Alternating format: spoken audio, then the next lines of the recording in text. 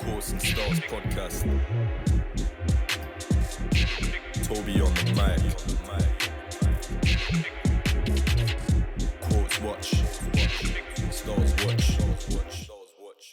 Hi, welcome back, guys. This is episode 5 of the Quotes and Styles podcast. Thanks for tuning in. Let's get straight into it. Styles watch. It's been an eventful couple of weeks for me. One of the main things that I've experienced is the epicenter of fashion. And what's the epicenter of fashion is Fashion Week. Fashion Week, for those who are not clued up to what Fashion Week is a event that happens pretty much globally, but obviously at the main fashion house locations, so Paris, New York, London, Italy, Milan Fashion Week, Seoul, South Korea, all around the world. And it's an event where designers and fashion brands can show off their collections to buyers, to stylists, to the press, to editors. And it's a chance for big names in the industry, celebrities, creatives to come round and experience these big events in the fashion world and to have a look at creativity in terms of clothing and runways and all those sorts of things that happen at Fashion Week. So I managed to get invite to London Fashion Week and Paris Fashion Week.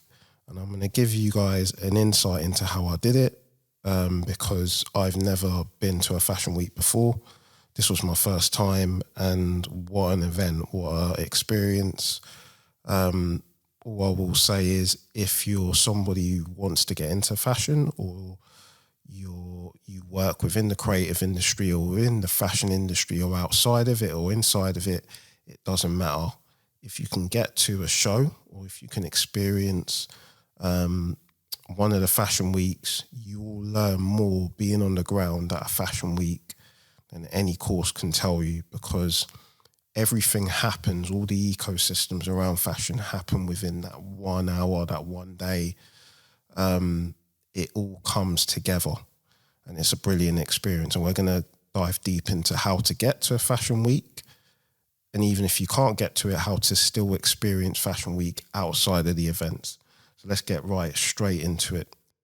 So one of the first things, Fashion Week is an exclusive event. It's not something that you're going to have, they're going to be advertised tickets for. It's not, something that you can exclusively get tickets for or easily get tickets for. It's something that you have to be invited to. So a lot of these shows invite buyers, editors of magazines, well-known figures, people within the industry, but there's still a way to get an invite. There's still a way to see these things. If you're just a regular person that's interested, or you're a student, or somebody that wants to attend Fashion Week.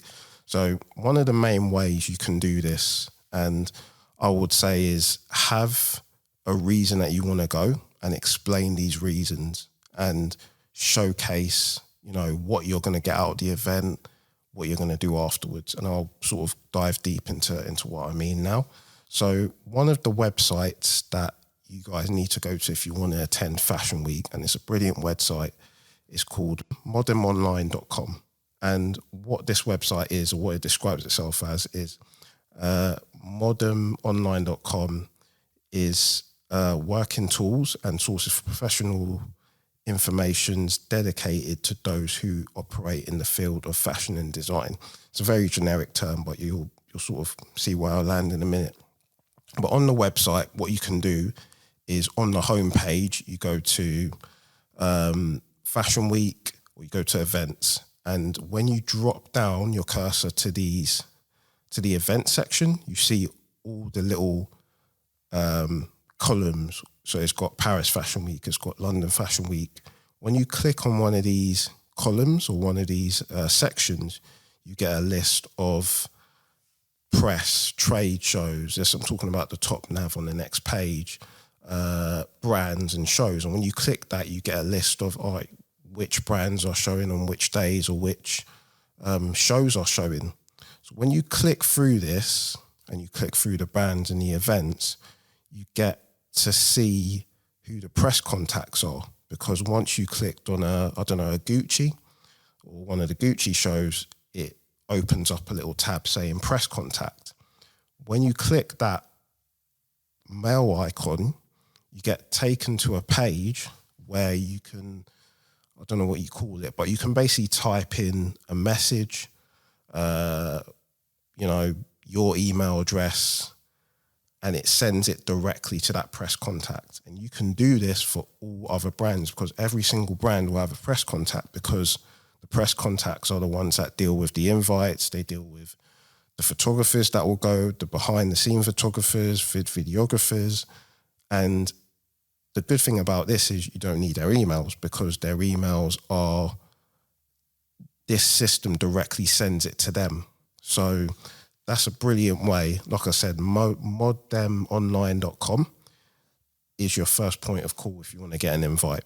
And what I did was sent an invite to all these brands and said, look, I've started this thing called Quotes and Styles. We're looking to capture the quotes of people. We've been to London Fashion Week, outside of it. And, you tell them basically what you want to do. You tell them who you are, what you want to get out of the event. And 90%, because like I said, it's a massive event. They've already pre-planned who they want to see at these events, and they've probably sent invites. But if you're lucky, you'll get responses. And it's just, if you're lucky, you'll get responses, and it's just a waiting game to see. But moddemonline.com is your point of call. So from there, got 2 invites to Paris Fashion Week and to London Fashion Week. And the luckiest thing about London Fashion Week, the 2 invites they were managed by the same PR agency.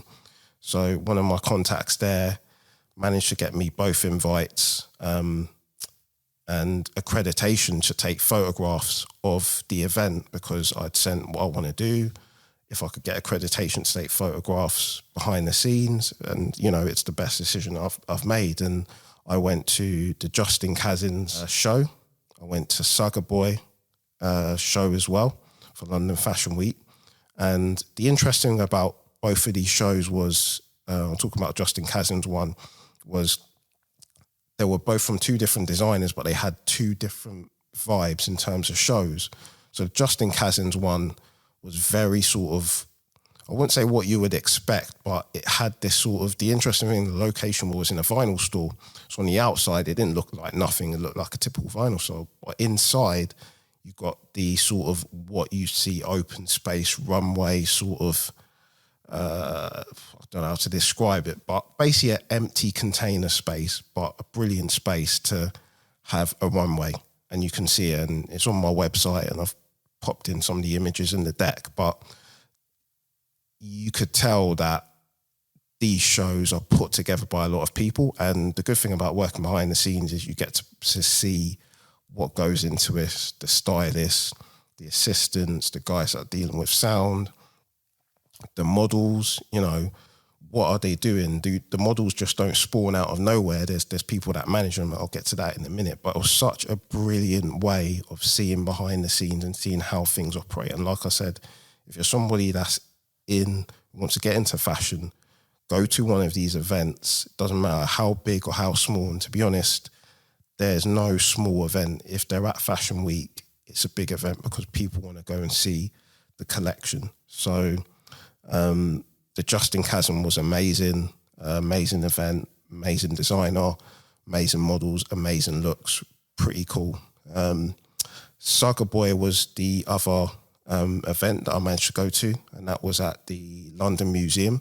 So another thing is locations. These events happen at very sort of interesting locations. Sometimes is your very sort of typical runway location, other times is a very different location. So this one was at the London Museum, and Sagaboi, the designer for Sagaboi was Geoff K. Cooper, and the whole brand is based off, its links to Caribbean subculture.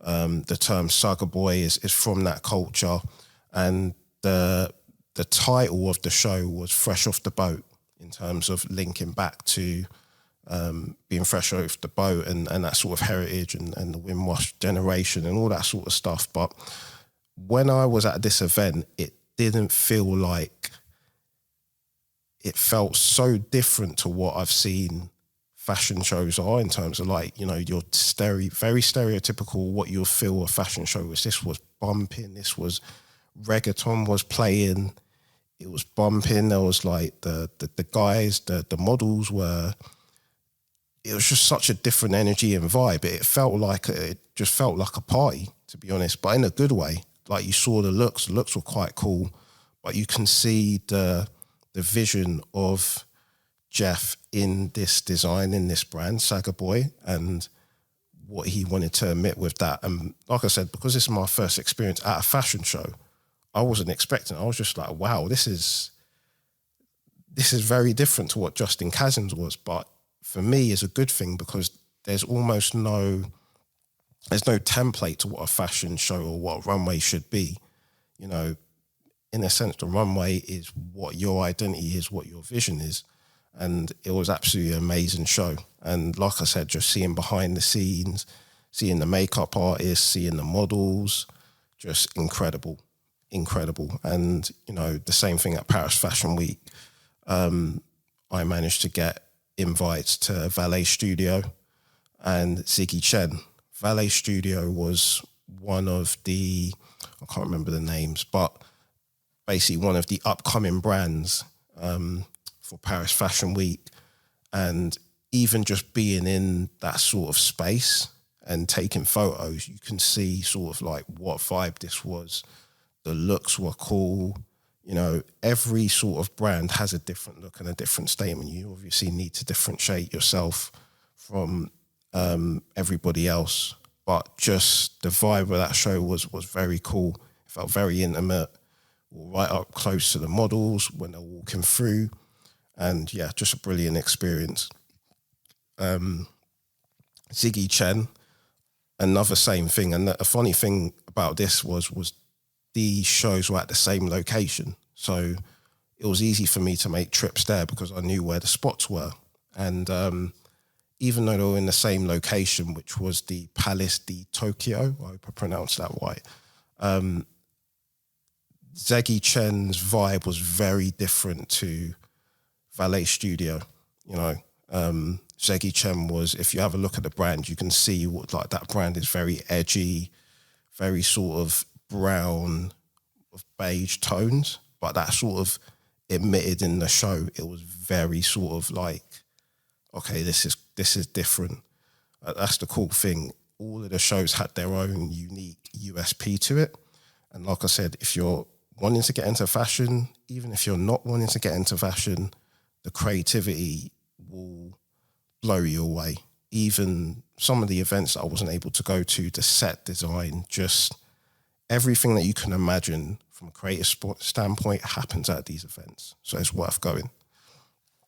One of the people that I actually managed to meet up with, because I was behind the scenes at these events. So luckily I was able to speak to some of the models for quotes and styles, and I managed to get a couple of quotes from them. But one of the guys I managed to get a quote from was Patrick, who's the founder of Menace Model Management. So in my naive brain, I used to think that, oh, where did these models pop up from?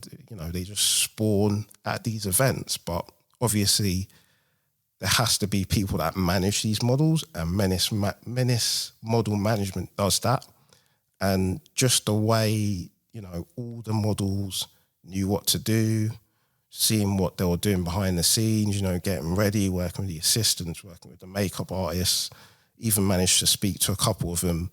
All of them were sound. And, you know, Patrick founded this agency back in 2018. And from what I saw, just absolute class of individuals, you know, real superstars that are going to shine through in the next few years, you know.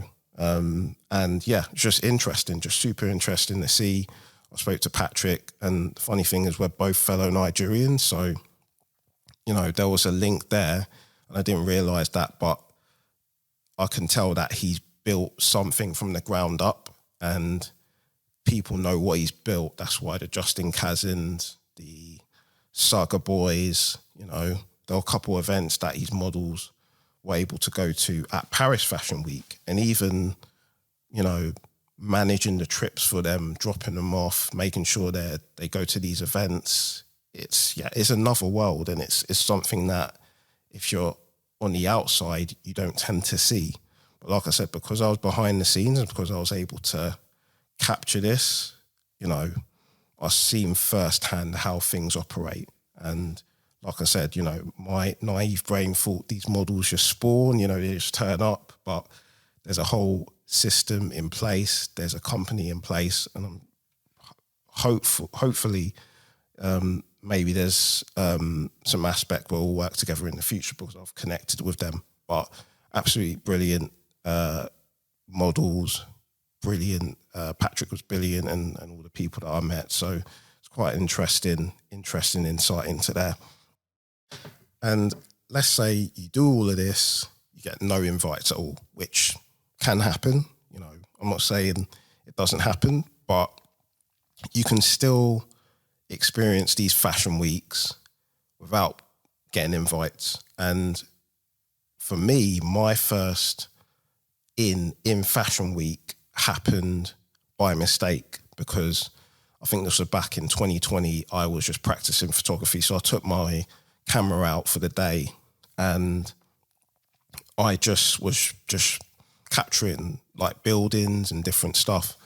And then I finished up and I was walking through Shoreditch, and then I saw that there was a lot of commotion at the Truman Brewery. So I had a look, went had a look in, and there were models walking about. And I was like, what's going on? And somebody said, it's Fashion Week. And I saw a lot of photographers taking photos of the models outside. And I was just like, oh shoot, I've got my camera. I can get some shots. Like this is almost a photo shoot. This is like a free photo shoot I can get. So I just, rolled with it and became, I wouldn't say paparazzi, but I basically just captured a lot of the models. I even asked a couple of them, I was like, can I get a shot of you? And they were like, yes. And that was my first insight into Fashion Week.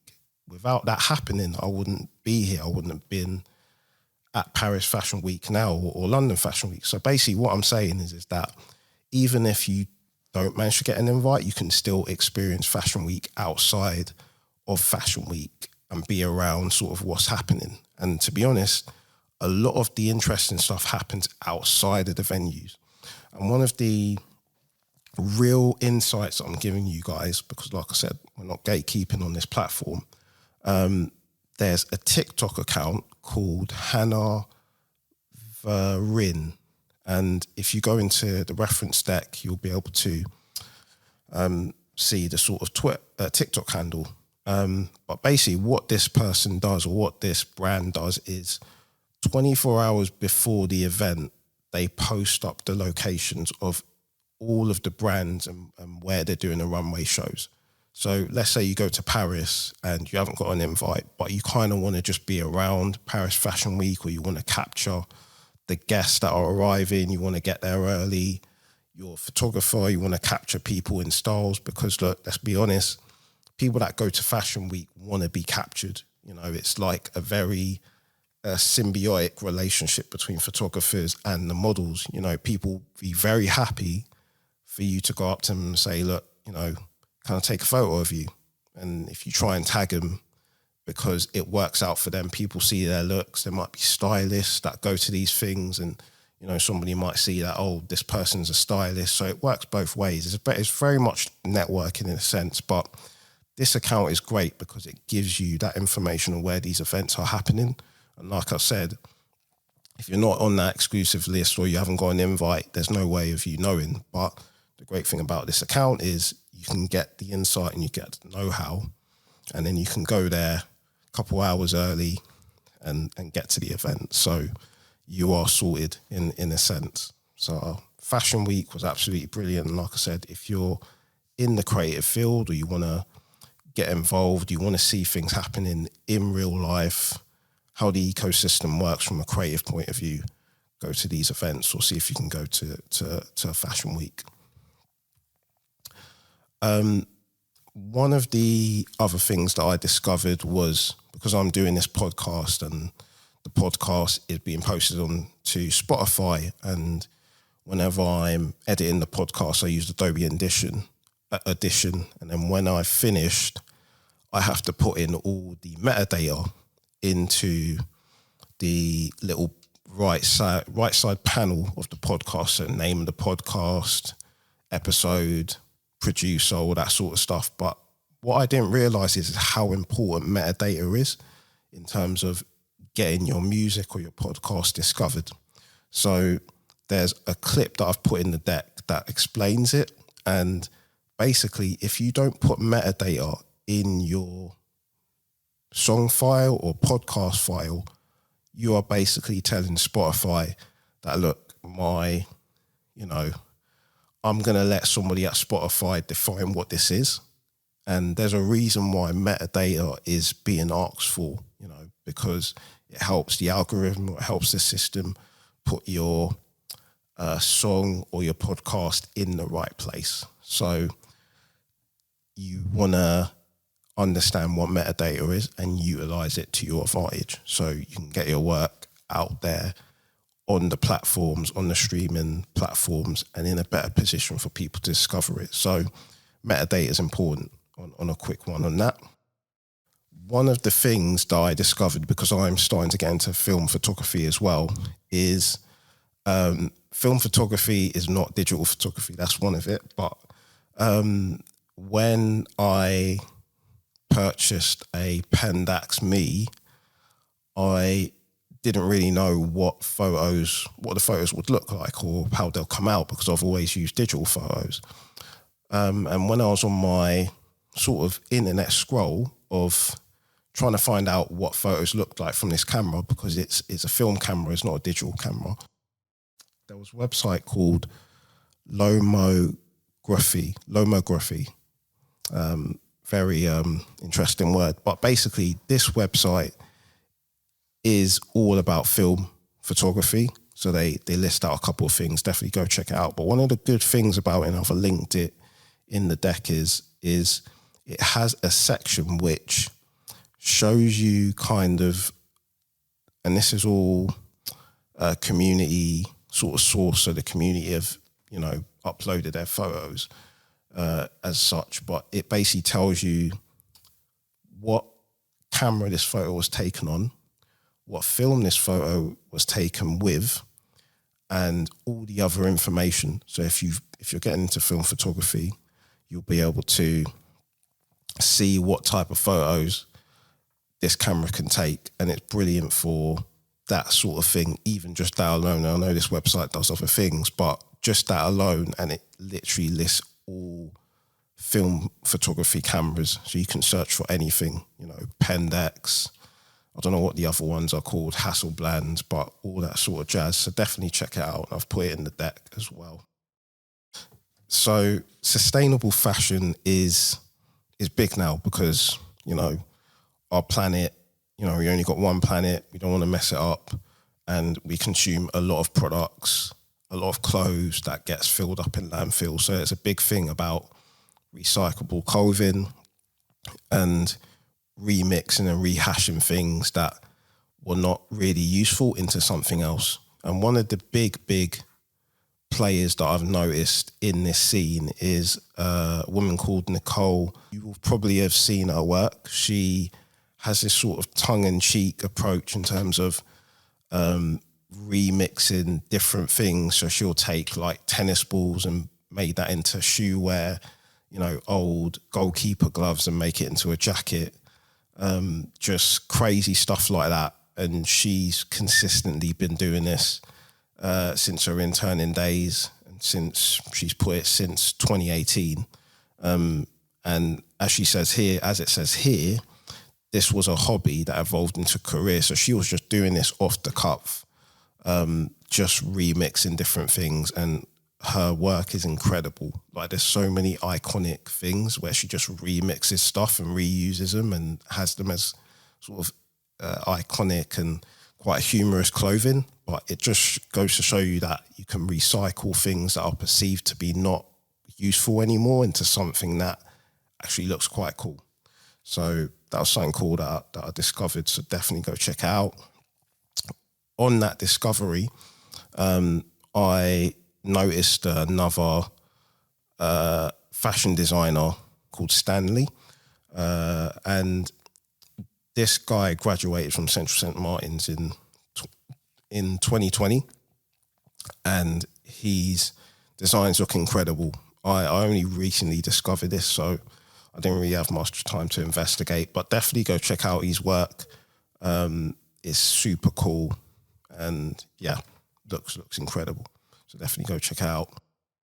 In terms of photography, I'll get to an episode where I take a deep dive into, different photographers, their styles. But because there's so many photographers, I think I'll have to almost have an episode focused on that. But one of the coolest things that I just saw recently was a photographer called Yizkid. And he recently did a campaign for General Monster, which is you just got to have a look at, the poses of the models with this. Like, it's hard to describe on a podcast, but basically just imagine somebody floating in the air, mid-air, and they're like mannequins, basically, in very weird positions, but it looks so cool. And, Yizkid is his sort of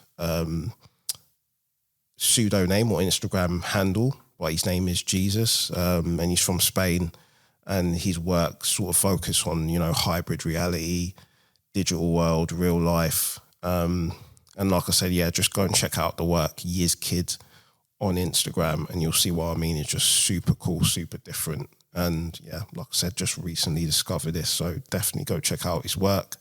Looks super cool. Or I'll say one of the first sort of parts of fashion that I started to look at was stylists. What's a stylist? Why are they called stylists? How important are stylists? And everything that I saw from photo shoots, editorials, a stylist is always defined. There's somebody on the shoot or in a video that's termed a stylist. And I was just like, okay, this sounds super cool. Let's go and check into it, see what they do. And in terms of the definition of a stylist, or the coolest one that I found was a fashion stylist is a visionary tastemaker who transforms ordinary garments into extraordinary expressions of style. And for me, that's almost the embodiment of what a stylist is. Like, the stylist is like, because I'm a designer, I'm a creative, so I use like Photoshop or, my brain sometimes to think of stuff, but Photoshop or Adobe is like my canvas to create things. Whereas a stylist, their canvas is closed. They see what somebody else is seeing, or they can read up what trends are going to be cool in the next year or the next couple of months and put that on a model, or find an accessory that works with a certain look that you want. So for me, as stylists are like, it's never not a good thing to have a stylist at your side when you're on a photo shoot or a video campaign. And if you just look at what fashion stylists are needed for, is like everyday things, from events to award shows to campaigns to videos, anything where a certain look is going to be seen on camera or in a media perspective. There's a stylist behind the scenes that have come up with that looks, and one of the first things I did really was every campaign just noted down who the stylist was, found out who they were, and just, sent emails, be like, look, I love your stuff. Maybe we can work together in the future. And I was doing this back in 2018. And, I can name, there's so many stylists I can name, but just to give you a few: Jessica Danilo, Coco Mel, Jay Hines, Nayab, Tamara, Charlotta, Angela, Frankie, and Sean. Check all those guys out, follow them, see all the stuff they're doing, and obviously Edward Enninfield as well. And I've listed down all these all these lists of stylists in the deck, so definitely go check it out. But the two main ones that I managed to chat with back in 2018 were Jessica Diallo and Coco Mel. And both of these stylists have, you know, literally gone to, the sky's the limit for them from where I started chatting to them in the beginning, because like I said, a stylist sees what you as a creative can't see from a clothing perspective, from a combination perspective. And you can always tell when a stylist has worked on something, because what that model wears, or, you know, the mixture of different things, or the combination of looks, there's the artistic side behind it. And like I said, when I met up with these stylists, that's when I got a real insight into fashion. So another thing in terms of like high profile stylists, and the reason why stylists are ever so much important, you just got to look at Edward Enninfield, you know, at British Vogue, who's now the editor-in-chief. He's been promoted now, but he started off as a stylist. No, he actually started off as a model. And started off as a model, then turned to a stylist, and then took over at British Vogue to become the editor-in-chief. So, you know, that trajectory of being a stylist can get you to that sort of position of editor-in-chief. Because like I said, the stylists, they're like, I almost see them as like, they're like the designers, but their Adobe Photoshop is the clothes, you know, and their pen tools or blending modes are, you know, the different sort of mixture of styles, and then their inspirations are like trends and clothes and looks. So it's like very synonymous to what I do as a creative and as a designer. And like I said, the people that I've listed now, and they're some of the best, and I could list down 100 more. So definitely go check out all those guys out. And one of the things Edward Enninfield said was, a stylist role extends beyond the minute. We have to look at a season ahead, 2 seasons ahead. It's basically like fortune telling. So that was a cool quote, and I think that basically sums up what stylists is and what they do. One of the brands that I recently discovered, I'm going to admit I wasn't really aware of, but just from what they're doing in the social space and the designer Teflon Clemons, if you have a look at what that brand is doing in space now, is very sort of anti-fashion. You know, a brand basically that he started in 2005, you know, were really like one of the first brands to really blend the gender lines and to do unisex clothing, before any of the major fashion labels. And his brand is just incredible. Just check out their social media, what they do. It was like, this for me was like a quick sort of mention on the podcast, but you just have to go on their Instagram and see what this brand is doing in the space to get it. Like, this brand is very disrupting the space. So definitely go check them out. Quotes Watch. So lastly on Quotes Watch today, one of the quotes that I saw recently was a quote from Milton Berle, who's an actor. And the quote is, "If the opportunity doesn't knock, build the door." And for me, there's been several occasions where I wouldn't say I've had to build the door, but I've seen the opportunity, wanted to get that opportunity, and for whatever reason, haven't been able to get it due to, you know, other people's opinions saying that I'm not experienced, you're not part of this world, stay in your lane. And I think every creative, whatever you want to do, whatever your dreams are, even if you're not creative, you get to a point where it's like, if the opportunity isn't there, I'm going to build the door. I'm going to build, you know, the thing that is rejecting me from this opportunity. I'm going to build the opportunity itself. It sounds very simple, but there's a very sort of like deep meaning to it. And you can kind of see it from what I'm doing with Quotes and Styles, because if you have a look at what this brand represents and everything that I want to do, is very much about building the door. Like I said, the gatekeeping has to stop, and that buck is stopping from me, but also the opportunities to interact and bring people on board with this vision, be creative, capture people's stories and capture people's quotes. You know, there's bigger things behind that, but that's the fundamental thing about that. And I think, like I said, you get to a point as a creative where you're just like, you know what, I'm going to build the door myself. If nobody wants to give me the opportunity, I'll build the door. And, you know, building the door will make you, I think, even more happier than getting the opportunity itself, because you've backed yourself or you've put belief in yourself and nobody can take that away. So that was a brilliant quote from there. And lastly, I think this quote is quite interesting. Emerson, Ralph Waldo Emerson, a basic quote is, "To be yourself in a world that is constantly trying to make you something else is the greatest achievement." I don't even need to elaborate on that. Be who you are.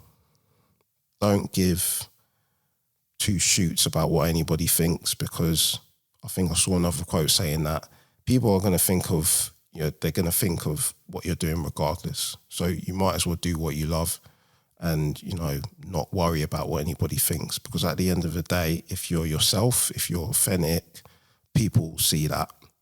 You know, I think people recognize people that ain't their authentic selves or want to be somebody different. But if what you're doing and what you're creating comes from your own unique identity or your own unique creative expression, people will see that. And I hope Quotes and Styles represents that, and what I'm doing represents that, is that I'm not following the crowd.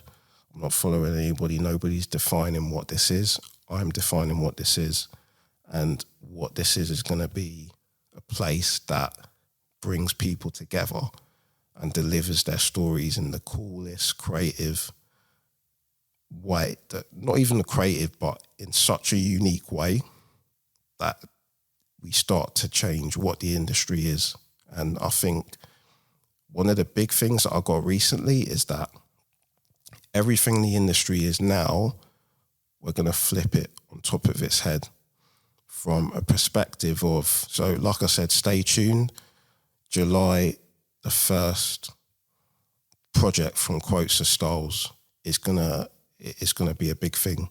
If you want to get involved, like I said, let me know, DM me. The creative invites are going out. What we're gonna do is gonna be industry defining. We're gonna, like I said, we're gonna flip everything on top of its head, and I think this is the time to begin it. We're gonna do it straight from what we know how to do, which is be creative with what we have, improvise, get people on board that believe in the vision. So if you want to join this journey, give me a shout. But I appreciate you guys listening in. You know, the 30 guys that are listening to this podcast, thanks a lot. Really appreciate it. And stay tuned for episode 6. The Quotes and Styles podcast. Toby on the mic.